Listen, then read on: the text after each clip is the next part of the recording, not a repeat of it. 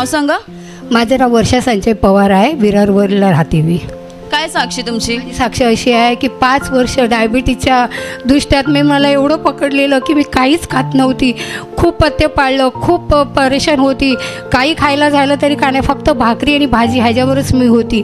नंतर मी डहाणूला शिबिर केली. 5 वर्ष तुम्हाला डायबिटीजमुळे तुम्ही काहीच खात नव्हत्या, फक्त भाकरी आणि काय? भाकरी आणि भाजी खायची, फक्त कारल्याची किंवा मेथीची. इतर काही फळं वगैरे, दुसरी भाजी किंवा मांस मच्छी वगैरे नाही, काहीच नाही. कारण माझं डायबिटीस एवढं होता की लोक आश्चर्य करायचे की तू जगते कशी. 600 डायबिटीस होता माझा.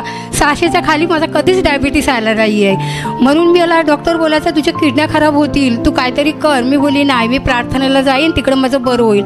मला प्रार्थनेला यायला व्हायचं नाही, कारण मला ऑफिसमधून सुट्टी नाही भेटायची. मार्च महिन्यात मी ऑफिस सोडून टाकलं. बोला मला जायला भेटत नाही.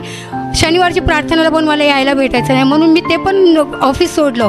आणि एप्रिलला मी इकडे शिबिर घेतली. पहिल्याच आठवड्यात एप्रिलला शिबिर घेतली. तर मला एवढं म्हणजे कॉन्सिलिसमध्ये एवढं माझ्या मनाला लागलं की हो, आपण का पथ्य करतो, आपला जिवंत देव आहे, ते परमेश्वर आहे, का जेवत वगैरे नाही.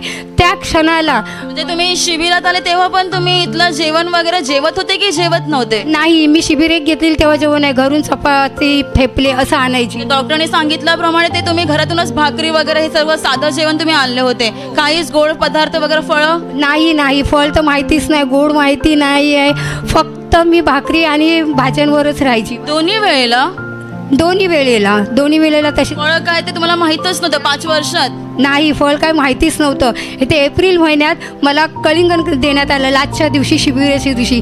ते पहिलं फळ मी खाल्लं आणि त्या दिवसापासून आता मी 2 महिन्यापासून आंबे वगैरे सर्व मनसोक्त खाल्ले. आणि माझा डायबिटीस 600 होता. 600 वरून माझा डायबिटीस आता 61 आला. 600 पासून 61 डायबिटीसमध्ये पूर्ण मला देवानी माझ्या विश्वासाने आणि इथे शिबिर घेतली, त्या काउन्सिलिंगच्या शब्दांनी माझ्यावर एवढा परिणाम झाला. सर्व खायला लागले मी आणि 61 माझा डायबिटीस कसा झाला. सगळे आश्चर्य करतात, सगळे लोक बोलत आहेत की कसा झाला. म्हणजे माझ्या जिवंत देवाने माझा केला, माझ्या प्रभूने केला माझा डायबिटीस. तुमच्याकडे फोटो आहे 61, म्हणजे जेव्हा तुमचं डायबिटीस रिपोर्ट 600 दाखवत होतं. 600च्या खाली कधी माझं यायचं नाही. डॉक्टर बोला तुझ्या किडन्या फेल होऊन जाईल. मी बोली नाही, माझा जिवंत देव आहे, मी त्याच्याकडे जाते. तो माझ्या किडन्या पण फेल नाही करणार आणि मला मरून पण देणार नाही, मला जगवेल तो. त्याच्या आशीर्वादाने मी अजून 5 वर्ष व्यवस्थित होती. आणि आता जी शिबिर एप्रिलला केली तेव्हा माझा जेव्हा म्हणजे तुम्ही तुमची समस्या काउन्सिलिंगमध्ये इथल्या एका बहिणीला सांगितले, तेव्हा त्यांनी जे काही तुम्हाला आध्यात्मिक सल्ला दिला त्या तुमच्या हृदयाला लागलं आणि तेव्हापासून तुम्ही निर्णय घेतला की आता मी सगळं काही खाणार. आता मी गोळ्या पण सोडेन आणि भात वगैरे. आता भाकरी चपाती काय आहे मला माहीत नाही 2 महिन्यापासून. फक्त भात, मटण, मच्छी जे काय आहे, बटाटा विटाटा सगळं खाते. म्हणून प्रभू येशूला मी धन्यवाद देते. अगोदर जे लोक तुम्हाला आश्चर्य करत होते की तुमचं डायबिटीज एवढं 600 आहे, तर आता तुम्ही त्यांना सांगितले 61 आले, ते सगळे मला बोलायची पागल आहे. बोलते मी प्रार्थनेला जाईन आणि माझा डायबिटीस बरा होईल. आता ते लोक बोलतात तू पागल नाही, आम्ही पागल होतो. सगळे बघून बोलतात तू शहाणी आहेस. मला पागल बोलत होते लोक. तुमचे घरचे? माझे घरचे पण विश्वास नव्हते ठेवत. घरच्यांनी बघून घरच्याची सर्व लाईन लागली की सांगितलं माझ्या मुलांनी की माझं मम्मी प्रार्थनेला जाते, तिथून 61 आला. सगळ्यांना खोटं वाटलं. माझ्या ऑफिसचे माझे सगळे बघायला आले रिपोर्ट की तू खोटं बोलते म्हणून. 600 वरून कधी 61 येतो का? हा कधी आलाय का डायबिटीस? आणि कोण बरं करतं? मी बोली माझा जिवंत प्रभू येशू माझा डायबिटीस बरा करतो.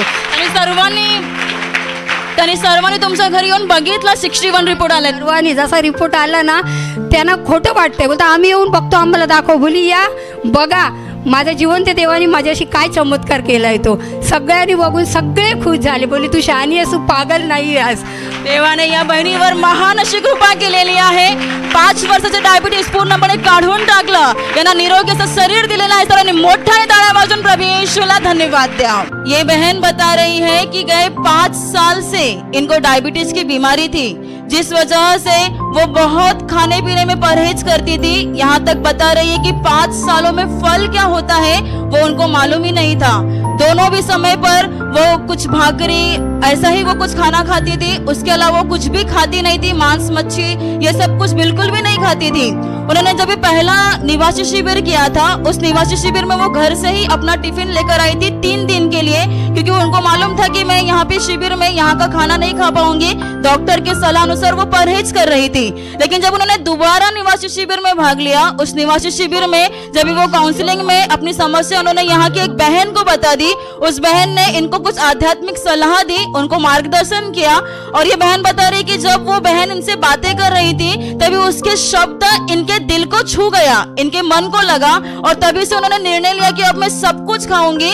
और जब ये निवासी शिविर में तीसरा दिन था, यहाँ पर कलिंगड़ दिया गया, उन्होंने विश्वास से यहाँ का फल खाया, और तब से लेकर के अब तक 2 महीना हो गए हैं, ये सारे फल खाती है, सारी भाजी खाती है, मांस मच्छी सब कुछ खाती है।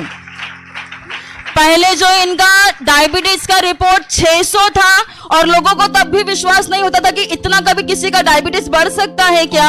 लोग इनको बोलते थे कि तुम्हारा रिपोर्ट दिखाओ, तब का रिपोर्ट भी उन लोगों ने देखा। और जब अब प्रभु की महिमा से उनका रिपोर्ट 600 से 61 आ गया, तभी भी लोगों को विश्वास नहीं हुआ।